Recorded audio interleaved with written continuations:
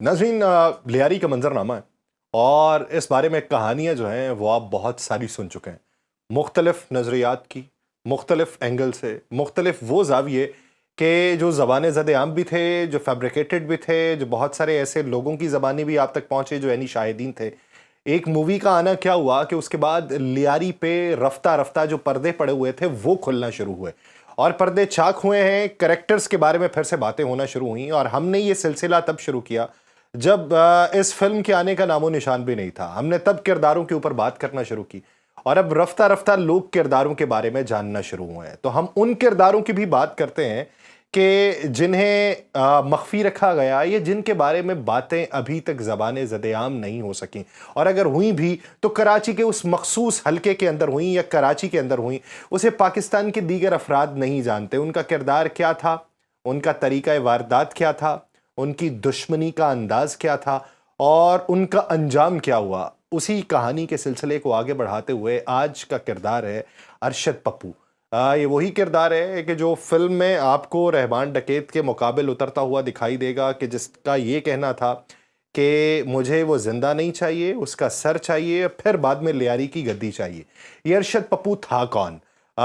इसका जो ज़मानाए गैंगस्टरी था वो किस तरीके का था, किस तरीके से भत्ता वसूल किया जाता था, किस तरीके से लोगों को डराया जाता था, किस तरीके से सियासतदानों के साथ ताल्लुकात बनाए गए और किस तरीके से लियारी की गद्दी पे बराजमान होने का वो ख्वाब अपने अंजाम को पहुंचा।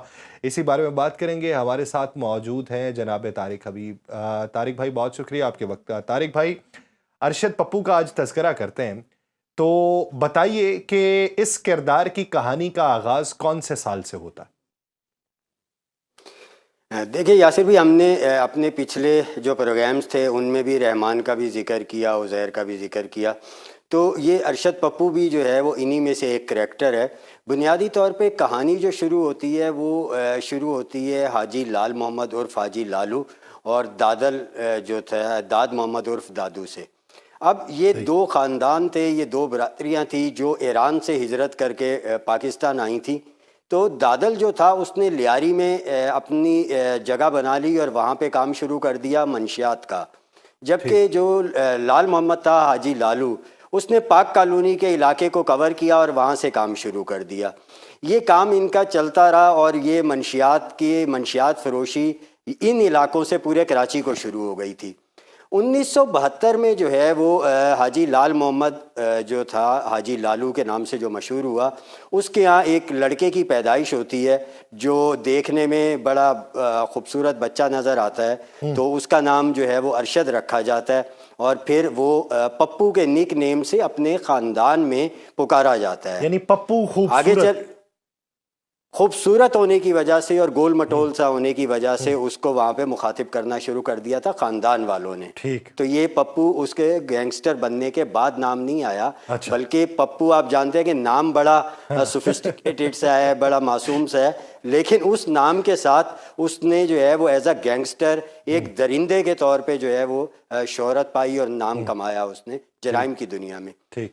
अब होता ये है कि ये जो दादल था इसके यहाँ पैदाइश होती है रहमान की, जो बाद में रहमान डकैत के तौर पे मारूफ करैक्टर जो है वो सामने आता है। और ये जो अरशद पप्पू था ये हाजी लाल मोहम्मद का बेटा था। यानी एक दिलचस्प बात आप जो इसमें कर रहे हैं कि दोनों खानदान ईरानी नैयाद थे। जी, ये अच्छा, ये नुक्ता यहीं पे अगर हम इसको थोड़ा सा यूं समझ लें, यही वजह थी कि हाजी लालू बाद में मजबूत गैंग के साथ सामने आया। इसने लियारी से और अतराफ़ के इलाकों से बाकी छोटे मोटे गैंग्स को ख़त्म कर दिया था। इसके मुकाबले पे सिर्फ एक बाबू डकैत का गैंग था, बाकी सारे गैंग्स इसने ख़त्म कर लिए थे या अपने साथ जम कर लिए थे। और ये जराइम की इस दुनिया का हाजी लालू वहाँ पर गॉड फादर कहलाता था। आप इससे अंदाज़ा कर सकते हैं कि इनके एक रिश्तेदार को जो है वो डालमिया में कत्ल कर दिया गया था। तो हाजी लालू ने जिरगा बुलाया और जिरगा बुला के उसके बदले का ऐलान किया और डालमिया का एक मारूफ करैक्टर था सलमान बरोही, उसे कत्ल करके अपने रिश्तेदार के कत्ल का बदला लिया था। यानी ये इतनी पावर में आ चुका था लियारी में। फिर उसके बाद लियारी में इसके मजबूत ताल्लुकात अहम सियासी शख्सियात से और अहम सियासी ख़ानदानों से हो गए थे। ये जो गैंगस्टर ग्रुप्स थे इनकी बुनियादी जो है वो इनके सर्वाइवल की बुनियादी वजह ये थी कि ये سیاسی دائرے میں اپنا اثر و رسوخ قائم کرتے تھے.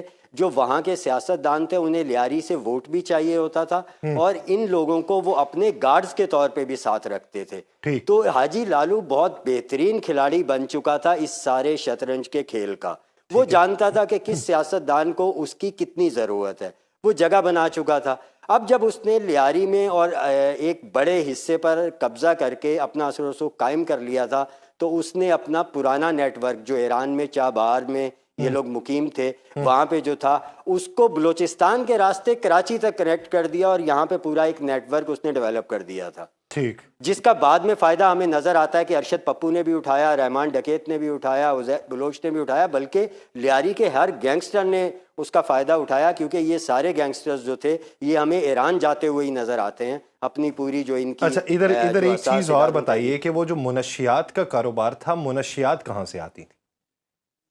دیکھیے منشیات جو ہے وہ بھی اسی طریقے سے سرحد پار سے آتی تھی, افغانستان سے آتی تھی, بلوچستان سے آتی تھی اور ان کے پاس جو ہے وہ جو ہمارے اس ٹائم جو ہے وہ سرحد اور اس ٹائم کے پی کے اس سارے راستے سے منشیات آتی تھی. آپ اس سے اندازہ کر سکتے ہیں کہ جیسے ہم فلموں میں دیکھتے ہیں یاسر بھائی, میوہ شاہ قبرستان میں ایک جرگہ ہوتا تھا. اچھا. جرائم پیشہ افراد کا جرگہ, گینگسٹرز کے سربراہان کا جرگہ. اس جرگے کو ہیڈ کرتا تھا حاجی لالو. آپ نے دیکھا ہوگا, موویز میں بھی دیکھا ہوگا کہ جی ایک گول میز کانفرنس کال کی جا رہی ہے اور بتایا جا رہا ہے انتخاب قبرستان کا ہی کیوں ہوتا تھا؟ سیف ہاؤس سمجھا جاتا تھا قبرستان کو, اسے سیف ہاؤس سمجھا جاتا تھا. اور میوہ شاہ قبرستان کے ساتھ اصل میں جتنا علاقہ تھا وہ سارا ان کا کنٹرول میں ہوتا تھا. یہ جو مار کے لاشیں پھینکتے تھے وہ بھی میوہ شاہ قبرستان میں پھینکی جاتی تھی. اور پھر جس طرح گروپس الگ الگ تھے, ارشد پپو جو جن لوگوں کو مار کے لاشیں پھینکتا تھا وہ مچھر کالونی میں ریلوے ٹریک پہ پھینکتا تھا. ان کی جگہیں بھی مخصوص تھیں قتل کر کے لاشیں پھینکنے کے حوالے سے. تو آپ اس سے اندازہ کر سکتے ہیں کہ یہ حاجی لالو جو تھا وہاں پہ جرگے کرواتا تھا اور جرائم پیشہ افراد کے جو سربراہان تھے, گروہوں کے جو سربراہان تھے, ان کے فیصلے کرواتا تھا اور اسے سنا جاتا تھا پورے سندھ میں.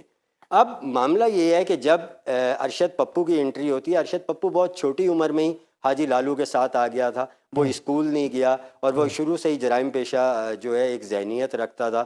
تو وہ اپنے باپ کے ساتھ آیا, اس نے کام شروع کیا اور بہت جلدی وہ چیزوں کو کور کرتا چلا گیا اور اس کا جو ہے وہاں گینگسٹرز میں ایک نام بنتا چلا گیا. ٹھیک. معاملہ جو ارشد پپو منظر عام پر آیا, یعنی باقی کراچی میں اور خبروں میں آنا شروع ہوا, وہ بنیادی طور پہ یہ تھا کہ جو دادل تھا یعنی رحمان کا باپ, اسے بابو ڈکیت نے قتل کر دیا تھا. ٹھیک ہے. تو رحمان جو ہے وہ ایک تو پہلے ہی رحمان بھی ارشد پپو کی طرح جو ہے وہ تھا, اس کے جسے کہتے ہیں کرمنل مینٹیلٹی کا بندہ تھا. اس نے 13 سال کی عمر میں اپنے پڑوسی پر چھریوں کے وار کر دیے تھے اور اس کے بعد بابو ڈکیت کے ساتھ ناجائز تعلقات کے شعبے میں اس نے اپنی ماں کو قتل کر دیا تھا. اچھا. جب اس کے باپ دادل کو قتل کیا گیا تو اسے جو ہے وہ حاجی لالو نے اپنی سرپرستی میں لے لیا. اب آپ یہ دیکھیں کہ سرپرستی میں اس طرح لیا کہ حاجی لالو کے 8 بچے تھے اور اس نے رحمان کو اپنا 9واں بچہ کہا تھا.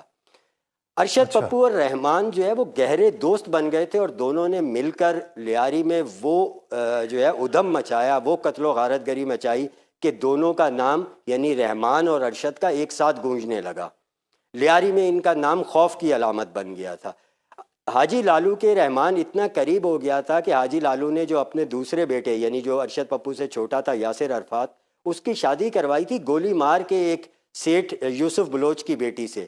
اس نے اسی کی دوسری بیٹی سے رحمان ڈکیت کی شادی کروائی. یعنی اس کا ارشد پپو کا چھوٹا بھائی اور جو ہے وہ رحمان یہ آپس میں ہمزلف تھے. اتنی قریبی ان کی رشتہ داریاں تھیں, اتنے قریبی ان کے تعلقات تھے.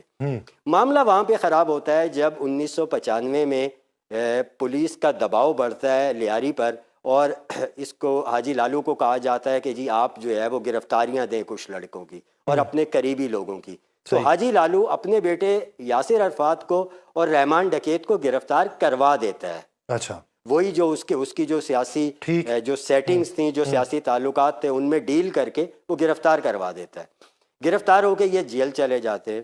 یاسر عرفات کی تو اچھا اس دوران یہ ہوتا ہے کہ رحمان جتنا پیسہ کما رہا تھا وہ سارا پیسہ وہ حاجی لالو کے پاس امانتاً رکھوا رہا تھا. جو کرائم کی دنیا میں جو منشیات سے, اغوا برائے تاوان سے, قتل و غارت گری سے جو پیسہ کما رہا تھا وہ حاجی لالو کے پاس رکھواتا تھا. ٹھیک ہے. حاجی لالو نے جب دونوں کو گرفتار کروایا تو کچھ عرصے بعد تو اس نے اپنے بیٹے یاسر عرفات کی ضمانت کروا لی, مگر رحمان ڈکیت کی ضمانت نہیں کروائی. رحمان ڈکیت نے جیل سے رابطہ کیا حاجی لالو سے اور اس سے کہا کہ جی میرا جو پیسہ آپ کے پاس پڑا ہوا ہے وہ آپ استعمال کریں اور کسی بھی طریقے مجھے جیل سے نکلوائیں. ٹھیک ہے. لیکن حاجی لالو وہاں پہ پیسے سے مکر گیا اور اس نے کہا کون سا پیسہ, کیسا پیسہ, کس طرح کا پیسہ, تم نے مجھے کوئی پیسہ نہیں دیا. جب یہ بات سامنے آئی تو یہاں سے بنیادی طور پہ اچھا, اس کے پیچھے کا مائنڈ سیٹ بتائیں. کیا کہانی لکھنے والوں نے اسی طریقے سے ریفٹ لکھی ہوئی تھی یا پھر صرف پیسے کی وجہ سے ہی حاجی لالو کے دل میں یہ خیال آیا کہ یہ مرتا ہے تو مرے, پیسہ میرے پاس رہے گا؟ یاسر بھی یہ جو ہے یہ پیسے کا سارا معاملہ ہے, پیسے کا سارا کھیل ہے. ہمیں اوور آل بھی اگر ہم دیکھیں جہاں جو ہے وہ اس طرح کی پراکسیز سیاسی جماعتیں تیار کرتی ہیں وہاں پہ جو ہے ہمیں یہ نظر آتا ہے کہ جسے سیاسی قوت ملتی ہے اور ساتھ اس کے پاس پیسہ بھی موجود ہو اور طاقت بھی اس کے پاس آ جائے تو وہ باقی کسی کو اپنے سامنے کچھ نہیں سمجھتا. نہیں, ایک یہاں پہ سوال ہے کہ کیا اس وقت حاجی لالو جو ہے وہ اس پوزیشن میں تھا کہ پیسہ خرچ کرتا اور رحمان باہر آ جاتا, یا پھر اسے یہ معلوم پڑ چکا تھا کہ یہ باہر نہیں آئے گا؟ کیونکہ رحمان, جیسے آپ کہانی بیان کر رہے ہیں, اس میں رحمان ایک ٹرمپ کارڈ ہے, کیونکہ دہشت ارشد اور رحمان دونوں کی تھی, تو وہ ایک ٹرمپ کارڈ ہے. تو ٹرمپ کارڈ وہ کیوں گوائے گا اتنے پیسوں کے پیچھے؟ کیا اسے یہ دکھائی دے رہا تھا کہ یہ اندر ہی رہے گا, اس کی ضمانت نہیں ہو سکتی, اس لیے پیسہ کیوں خرچ کروں, مکر جاتا ہوں اس سے؟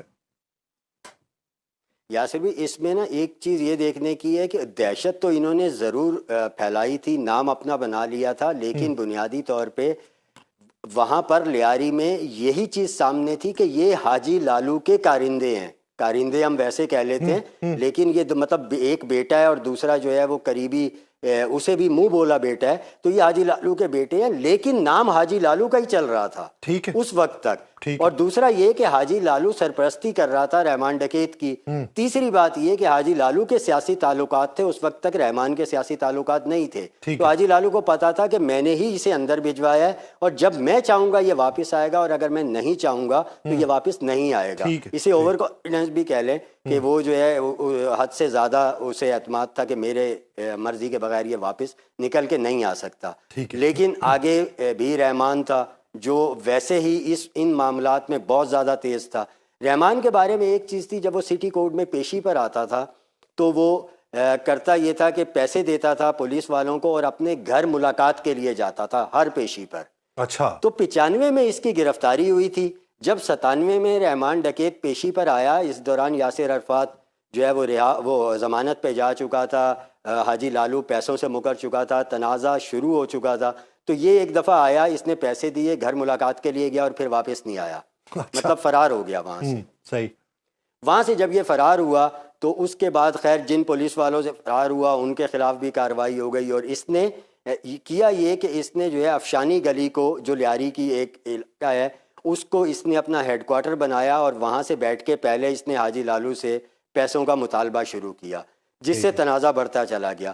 پھر اس نے جو ہے وہ اپنا گینگ وہاں مضبوط کرنا شروع کر دیا. جب اپنا گینگ مضبوط کرنا شروع کیا تو اس وقت جو ہے اس کے اوپر پہلا حملہ کلا کوٹ میں ارشد پپو نے کیا, لیکن رحمان اس حملے میں بچ گیا. یعنی رحمان اس حملے میں ارشد پپو کے وار سے بچ گیا اور وہاں سے نکل گیا, جس کے بعد ان کی دشمنی کھل کر سامنے آ گئی. اب ارشد پپو اور حاجی لالو یعنی باپ بیٹا دونوں رحمان اور رحمان جو ہے ان دونوں باپ بیٹوں کے جانی دشمن ہو چکے تھے, ایک دوسرے کو مارنے کی پوری کوشش کی جا رہی تھی.